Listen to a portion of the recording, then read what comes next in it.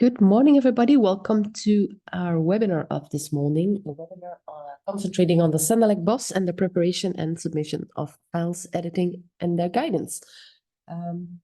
My name is Else, and I will be editing and moderating the webinar in the background. As usual, you're all muted during the presentation, so you cannot raise your question right away, but we invite you to use the Q&A panel to submit your question should you have a question. Should your question remain unreplied during the presentation today, please note that we will make a Q&A report available for you afterwards.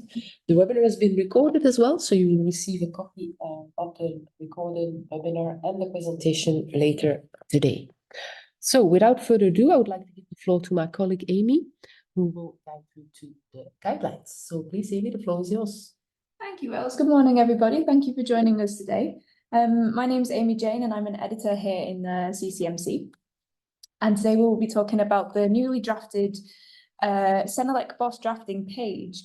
So the purpose of today's webinar will be a live demonstration mainly. That'll take up the bulk of the presentation, just to show you what's new over there and how you can use it to its full potential. Then we've got some useful reminders and just some information for you to keep in mind while you're drafting. And then a note on the future webinars that are coming this year. So the CENELEC BOSS drafting page. This is, as I said, newly updated and maintained. So previously there was absolutely no drafting guidance for you found on the CENELEC BOSS.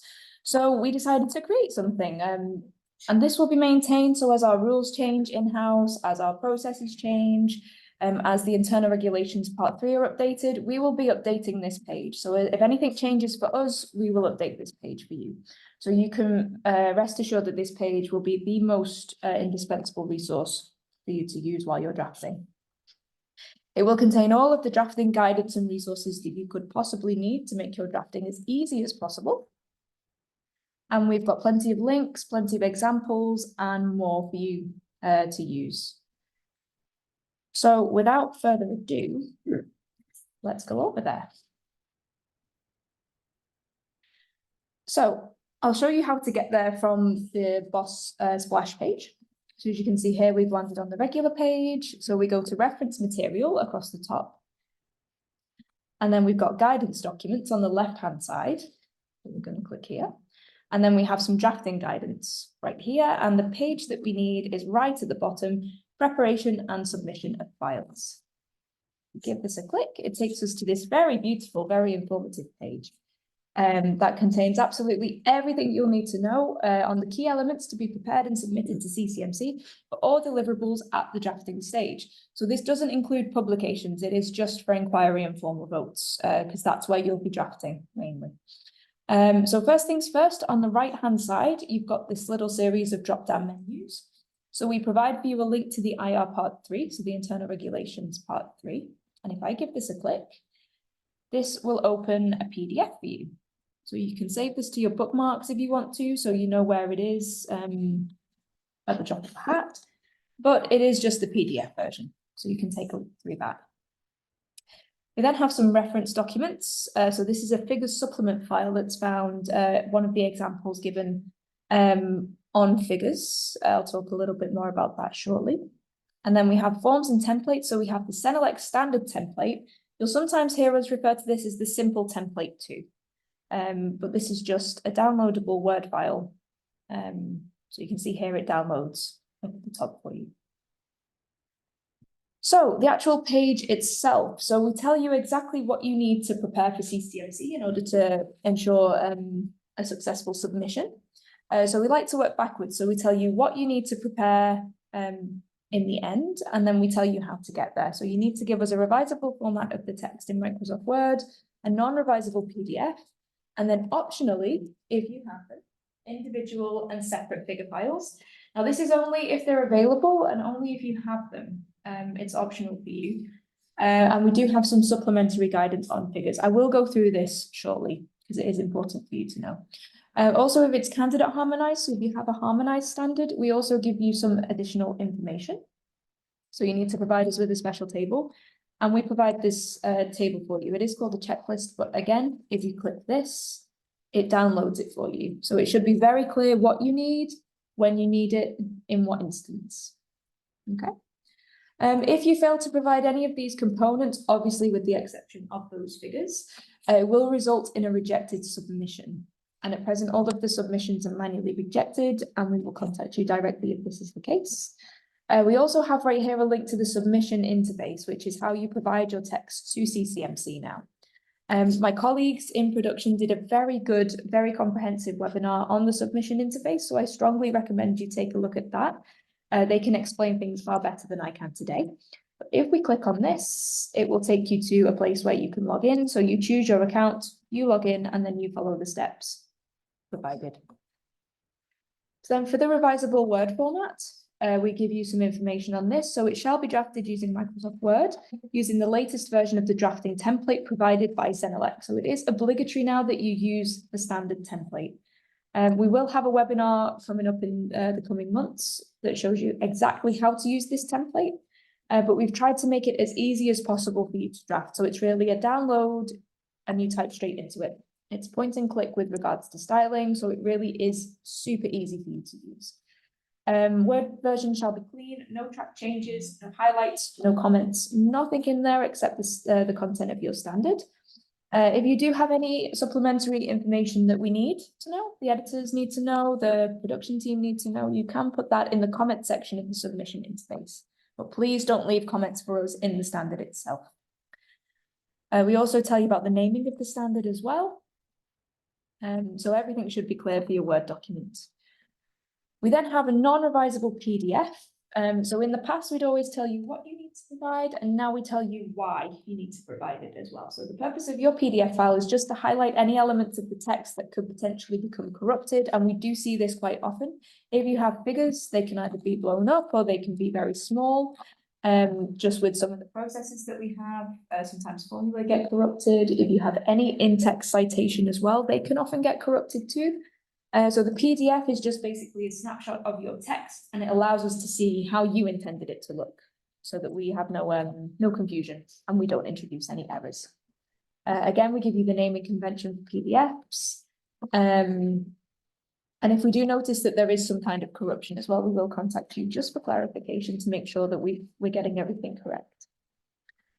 So the figure files, as we've said, they are optional and there's no obligation to provide them, but it is strongly recommended and highly recommended that you provide them if you are able to do so. The reason for this being, we are obliged now to provide XML for 100% of eligible deliverables.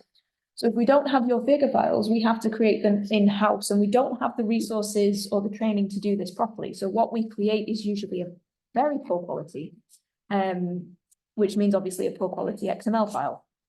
So in order to avoid this, if you can provide them, we absolutely recommend that you do. If you do plan to provide them, we do have some guidance on figure files. So I just clicked the example link right here, guidance on requirements for figure files, and it opens up this supplement. So this is quite a long supplement. It's 22 pages long, but it covers absolutely every possible eventuality on figures. So we talk about what a figure actually is. We talk about drafting those figures within the text as well. So this is all taken from the internal regulations part 3. And one of the things that's nice about this supplement is that it gives you not just the internal regulations part 3, but it also tells you which clause to go to if you want further layout guidance, for example. So here you go to clause 28. We talk about the general drafting requirements. So we have numbering and layout of your main figures as well. So you have the number designation, things that you're not permitted to do as well. So you can't subdivide your figures into 1.1, 1.2. Titles for figures, they're strongly recommended, but they are optional as well. We give you some examples on how they should look when you lay them out. So this is an example of a figure with a number designation and title. Then we also show you how it should look. This example is in an annex, but it's the same principle, a figure with a designation, but no title, because it is optional. We show you how to lay out the sub-figures. We show you how to hide the borders as well. If you want to lay them out side by side, for example, the best way to do this is with a table. We show you how to do this, and we tell you how to hide the borders as well. So you can really play around with the styling and the layout and make something that you really like. So we have plenty of visual examples, plenty of screenshots. We've tried to make it as clear as possible for you to use. We have some information on keys as well, if you have a key to your figure. Sometimes you might have a note to your figure as well, so we have some information here. I am going over this very quickly, but I just recommend if you do have figures, take a good look at this because this is very comprehensive. We've tried to be as clear as possible. Same thing with figure explanations. We also tell you how to style them as well. Yep, so that's all fine. And how to edit the figure content as well, because this is a problem that we regularly meet. So if you edit figure content, we sometimes see people that edit them using auto shapes or text boxes, that kind of thing. But we can't allow this because if you do use text boxes or auto shapes, XML doesn't support them, so we have to get rid of them. So make sure that any editing that you do of the figure is done in the figure file itself. We then have something on the technical rules. So we tell you about the boundaries, we tell you about the sizing. We show you how to check the output size of figures as well. So how to use Word to do this. So this should all be very clear. And then of course, exceptions and special cases, you might have a flow chart or an organization chart or something like that, which is technically a figure, but it needs to include those textual elements. These need to be translated. So the best way to do that is usually to put it in a table instead and hide those borders as you need to. If you provide figure files, you do need to adhere to the technical rule as well. So you need to provide us with a single figure file for each one of these elements. So designated figures, subfigures, all of that.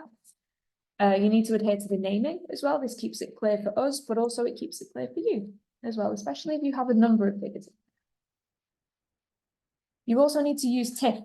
So this is, I believe, Adobe Photoshop is the easiest way to convert these. So we've got some more technical rules for you to adhere to there. And it's worth noting that if you do provide us with figure files and they don't follow these requirements, it can result in a rejection. So it's best to make sure that you really take a look at this guidance and follow it as closely as you can to ensure that your text isn't rejected when you submit it to us with the submission interface. If you have any problems, as always, contact production@cenelec.eu. We give you the email address right there. We then tell you how to link your figures in Word as well. So it's not enough just to insert it, you also need to make sure they're linked as well. We tell you about the procedure, so you can really see there's plenty of examples in here, there's plenty of screenshots. And this is something that we will continually update as well if our procedures change in-house. We then talk about the image quality check tool. Oops. So you can use this if you want to just double check. This is found on Projects Online, just on the right-hand side of the screen there. And again, we take you through this, examples, all of that kind of thing. And we show you, of course, how to interpret the file that will come out of that quality check as well. So this is all really good stuff for you to use. So I recommend that you take a look through this. There is a lot of information here, but it's definitely worth taking a look. We tell you how to find auto shapes as well. If you've accidentally put anything in, you can go and take a look to find them. We tell you how to do that. Yeah.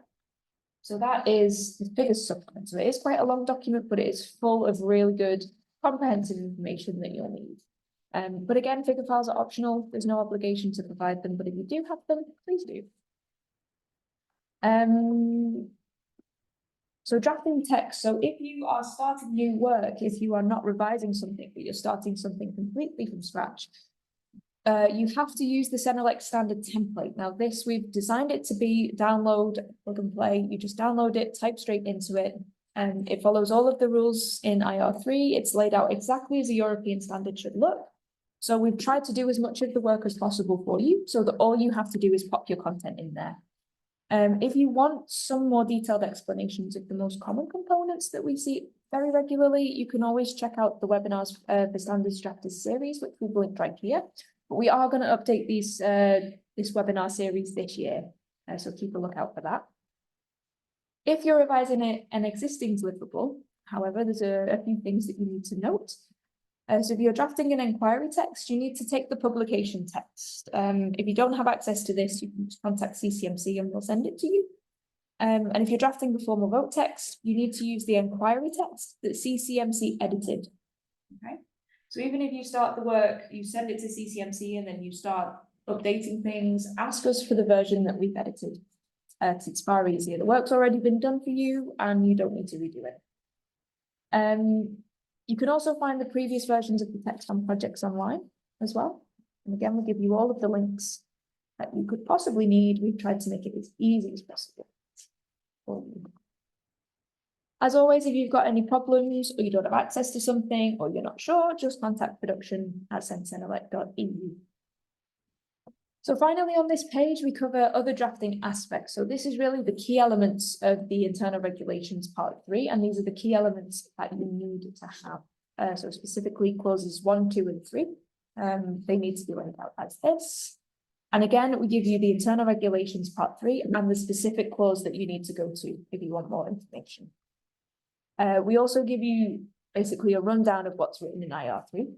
So for example, in clause 2, the normative references, you can refer to any EN, ISO, IEC deliverable, preferably already published and publicly available.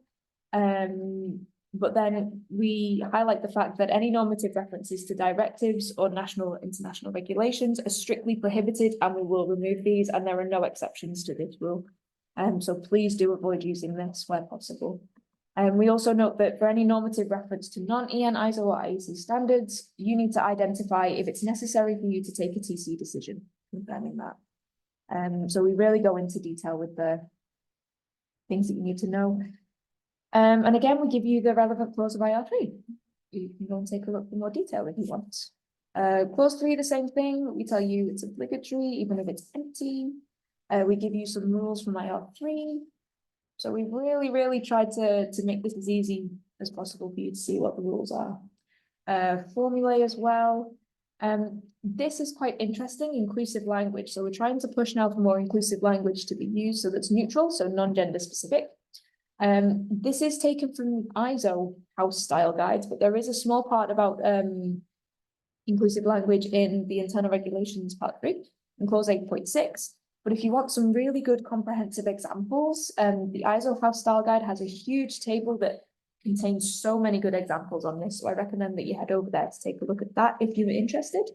But we've given you some of the examples that we see somewhat regularly in standards as well, just in that table there.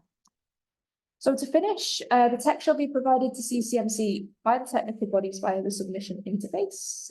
Any supplementary information for the editor goes into the comment section of the submission interface, or if you don't think it goes there or you don't want to put it there, you can send it to production@cenelec.eu, and they will make sure that the relevant editor gets the information. And you can find the name of the editor in charge once the deliverable's been registered. You can find that on projects online, as well as the dates foreseen for the deliverable, as always. So finally, on this page, we've got an FAQ, and these are actual FAQs, these are actual questions that we get regularly. So I won't go through all of these because I think it's a bit pointless, but the principle is the same. You have a question, can CCMC help me with drafting? And then we tell you, yes, CCMC editors are available to offer tailored drafting guidance. Simply get in touch with production and explain what you need. So it's worth to take a little look through all of these and just see what's interesting for you. So there you go. That's the preparation and submission of files boss page. Hopefully you find that useful. So we go back to our presentation. We've now got some useful reminders and information for you. So when you start your drafting, as I've mentioned, please use the standard template, or the simpler template, and the quick start guide that's available next to it. And I recommend that you keep a copy to hand for all of your drafting needs. So save a copy on your desktop or in your bookmarks, and just make sure that you use that when you do start drafting. And always use the text that CCMC prepares. So if you're using inquiry, as I've said, use the previous publication. If you're drafting for formal vote, use the inquiry text edited by CCMC. This just cuts down on the work that you might need to do with styling, and it also makes sure that there are no nasty surprises with the styling either, because sometimes when we style things, things can change. You might not be aware, you might not like it, so it just helps everything to be a bit more transparent. But then if you need to contact someone in CCMC for anything, you've got two options. So for procedural matters, so for timeframes or something other than the content of the standard from an editorial perspective. If you've got questions on the technical content of your standard, so the rules, something on conformity assessment maybe, for example, you can contact production for those, or contact your technical PM. as well as they can help you with the more technical content of the standard, and production can help you with procedural matters. If you have an editorial problem though, so something to do with the content of your standard that's changed from an editorial perspective, where is your text after it's been edited, or you just want confirmation on the dates, you can contact the editor or again, the technical PM as well. And you can find that information, as I've said, on Projects Online. So for the future webinars, as I said, we will be updating the series for 2024. We're going to take you through the full process of drafting. So from the download of the standard template, how to use it, how to style with it. We'll take you through that quick start guide that I've mentioned as well. And we'll go through a live edit of a text showing you some of the common problems that we meet, but also how we work in CCMC. Right the way through to publication. Then we'll also have a few webinars on, for example, common modifications, amendments, TSTR, that kind of thing. So please do keep a check out for that. But thank you very much for your attention today. I think we have one or two questions that have come in, I believe. Yeah, thank you, Amy. That's correct indeed. But Gonzalo and maybe also Sebastian have been so kind enough to reply the questions while you were speaking. So for the moment, all questions that came in were answered. I suggest we give a bit more time to the attendees to submit other questions should they have any. And in the meanwhile, I can maybe already launch the feedback survey that is on the slide here. It's just a very short survey with 3 questions asking the attendees for their feedback, and we will use the answers received to improve our webinars in the future. So please, you can take a short moment to reply. That will be helpful. Thank you. And in the meantime, of course, if you still have questions on what has been explained, please go ahead. If not, I think everything was clear. Maybe a good moment also to repeat that the webinar has been recorded, so you will receive the recording in your inbox later today, and you can share it with your colleagues should you want to do so. Okay, so we have one question that's come in. So could you please re-show the way to get to the template and the CENELEC drafting guide? Absolutely, of course I can. So we go to our boss page. Let's go right the way back to the beginning, actually. So we're here on the CENELEC boss. This is the main page, the home page. We go to reference material, and you have 2 options. So to get to the preparation of files page where I showed you, it's guidance documents, drafting guidance, and it's right here, the preparation and submission of files. That takes you through to the page we've just gone through. If you'd like to go to the template, you have forms and templates, and then you have technical work, and then it is right here. So you've got CENELEC simple template for drafting standards. If I click, it will download it here for me. I've already downloaded it once, but for you, it will be CENELEC simple template. And then also you have the quick start guide that I've mentioned. So I can show you this quickly. We have a little bit of time. So it's a PDF file. I recommend that you maybe bookmark this or something, because this is really, it shows you how to use the simple template, effectively the standard template. So we can see introduction, we tell you how to get started with it, what you need to know. I will go through this very quickly. But as you can see, it's the same principle as the figures supplement as well. So we have plenty of examples for you, plenty of screenshots, how to style, absolutely everything that you could possibly need to know about that template. We've tried to make it as easy for you as possible. So you can see it's fairly comprehensive. Yeah. So hopefully that's clear for you. Right here, yeah. Okay.